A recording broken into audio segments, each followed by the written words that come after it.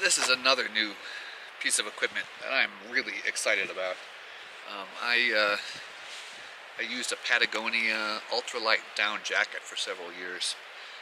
Very lightweight, just a collar, no hood, and it was like 9 ounces and an extra large, something like that. The thing is that it just never really kept me very warm. It just didn't do a good job of keeping me warm. You put your hands in your pockets, it would weigh down the shoulders. Shoulders would get cold immediately. Just wasn't much down in there. It wasn't pretending to be, a big bulky jacket or anything, but it wasn't effective enough. I'd had to bring too many underlayers to get warm enough. It's really mild right now, but I wanted to replace that thing. So I started looking around for options, and I see there's a lot of jackets in that same classification. Very light, new artificial fill insulation that's very effective. The Patagonia ultra puffy light, I don't know, I forget what it was called. That looked like a real winner, and I found a deal on that. That's a $300 jacket, but I found for $160, I think, something like that. And I snatched it, and it's a nice jacket. While I was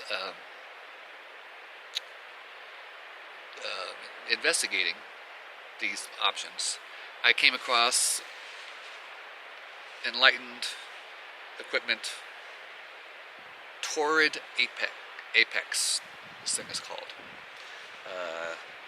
They do pants too, which I want to get, but they're expensive too, and I'm trying to find them cheap. Right after I bought the Patagonia thing, I got it. It was brand new. It was wonderful.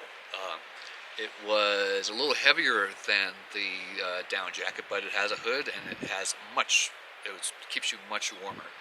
And it's artificial, and I've decided the down jacket backpacking, it just doesn't work.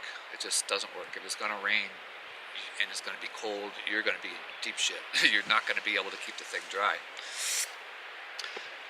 Right after I got the Patagonia, I found one of these things, the Enlightened equipment jacket, for sale cheap.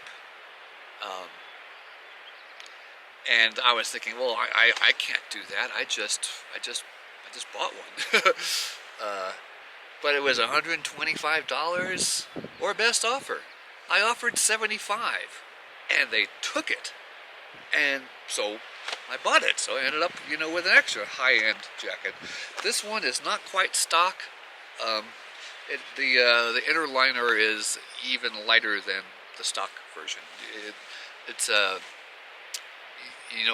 with these guys, Enlightened equipment, you can put any color, any weight, you have so many options when you choose a jacket. So this thing arrived and put it on, and it was obvious. This thing is a lot better than the Patagonia. A lot better. It had a big bowl. Big, huge bowl. I used to have a big, huge stainless steel bowl. I don't even know why. I don't know what happened to it, but I had this huge stainless. If I just dropped this jacket in that bowl, it would pretty much fill it, overflowing. If I dropped the Patagonia into that bowl, it would fill it about halfway. If I dropped the Patagonia down jacket, it'd be even less than that. This thing is fluffy. It is puffy. It is light as a feather.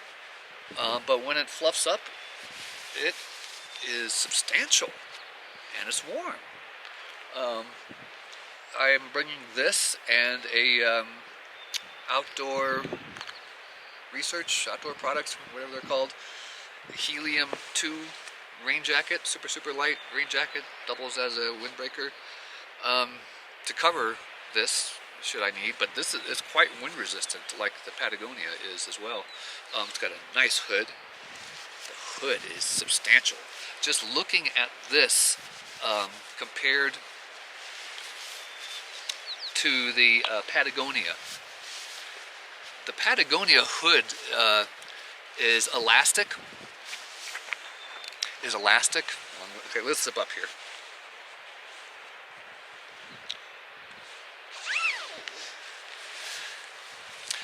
It's elastic, and it fits really tight to your face, and there's no adjustment. This has the little adjustments. And I keep pulling the thing up because the thing wants to, it's big. It's big.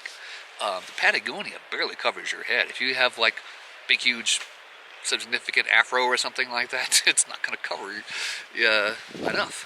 This thing is, it's huge. This thing is huge. I love this jacket.